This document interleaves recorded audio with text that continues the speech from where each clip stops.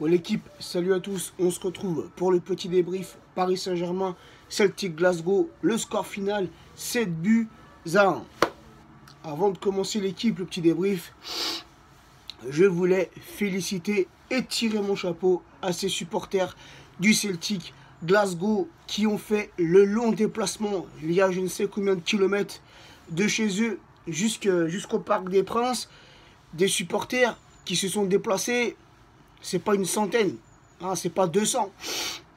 D'après Canal+, c'était entre 2000 et 3000 supporters écossais. Ils se sont déplacés alors qu'avant cette rencontre, le Celtic était quasi éliminé de cette Ligue des Champions. Donc, un grand bravo et un grand respect à ces supporters du Celtic Glasgow.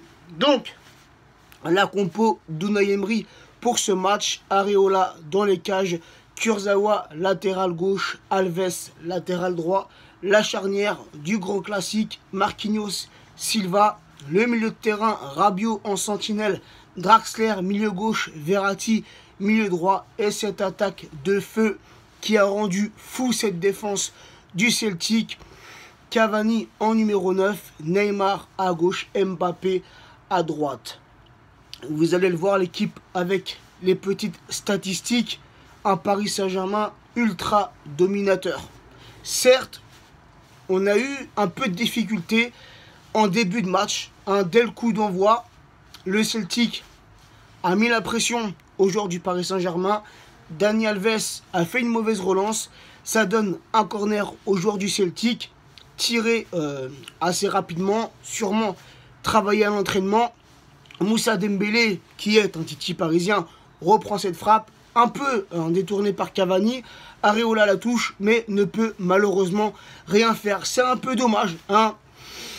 On se prend un but et on perd cette invincibilité en Ligue des Champions. Mais bon, hein, vu comment le match a tourné, vu comment le match s'est poursuivi, j'ai envie de vous dire, ce n'est pas trop grave. Et actuellement, on est toujours la meilleure défense de Ligue des Champions avec seulement un but encaissé, égalité avec le FC Barcelone. On a eu, donc comme je l'ai dit, un début de match entre 8 et 9 minutes un peu de galère. C'est sans compter bien sûr sur une récupération, une interception d'Adrien Rabiot qui fait une remontée de balle, qui t'élimine un ou deux joueurs et qui choisit de la mettre à Neymar qui vient mettre ce but d'égalisation. Un grand match d'Adrien Rabiot, encore une fois en poste de sentinelle. Mais la chose positive que j'ai vue pendant ce match, c'est la permutation entre notre milieu de terrain et aussi notre attaque. C'est-à-dire un coup, Rabiot se décale sur la gauche, Verratti vient en sentinelle et Draxler se décale sur la droite. On a vu exactement la même chose niveau offensif. Un Neymar qui se replaçait dans l'axe et un Cavani qui dézonnait et qui allait se placer sur l'aile gauche. Donc Neymar, un doublé, qui met son 5e et son 6e but cette saison en 5 matchs de Ligue des Champions. Cavani, lui aussi, qui met un doublé, qui met aussi son 5e but et son 6e but en 5 matchs de Ligue des Champions. Cavani, qui a mis hier soir son 150e et son 151e but, toutes compétitions confondues, sous les couleurs parisiennes depuis son arrivée. Allez, encore 5 buts, El Matador, et il deviendra, enfin, il sera à égalité avec Zlatan Ibrahimovic, qui est actuellement, le meilleur buteur de l'histoire du club. Voilà l'équipe, excusez-moi pour mon bafouillement. Donc, Mbappé qui met son petit but, Verratti, et pour finir, en beauté, Alves qui met ce 7e but parisien. Donc, on a vu Pastore qui est rentré en cours de match, Lo Celso et aussi Di Maria. Un très bon match de Lo Celso qu'on a vu jouer, il est rentré à la 75e. Donc, un petit quart d'heure pour Lo Celso.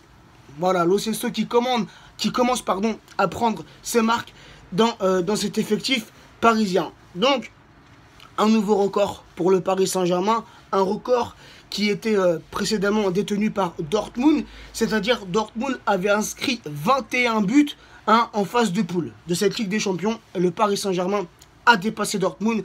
On fait mieux que Dortmund. On est actuellement recordman, c'est-à-dire 24 buts en phase de poule de Ligue des Champions. Donc encore un record à mettre, à l'effectif du Paris Saint-Germain. Donc les petites stats au niveau de la possession de balle, le Paris Saint-Germain 63% de possession, Celtic 37%.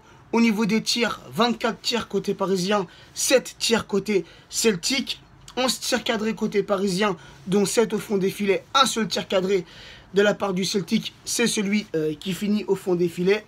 5 corners pour le Paris Saint-Germain, 2 corners pour le Celtic, 48% de précision de tir pour le Paris Saint-Germain, 20% de précision de tir pour le Celtic Glasgow, 91% de précision de passe pour le Paris Saint-Germain, 84% de précision de passe pour le Celtic.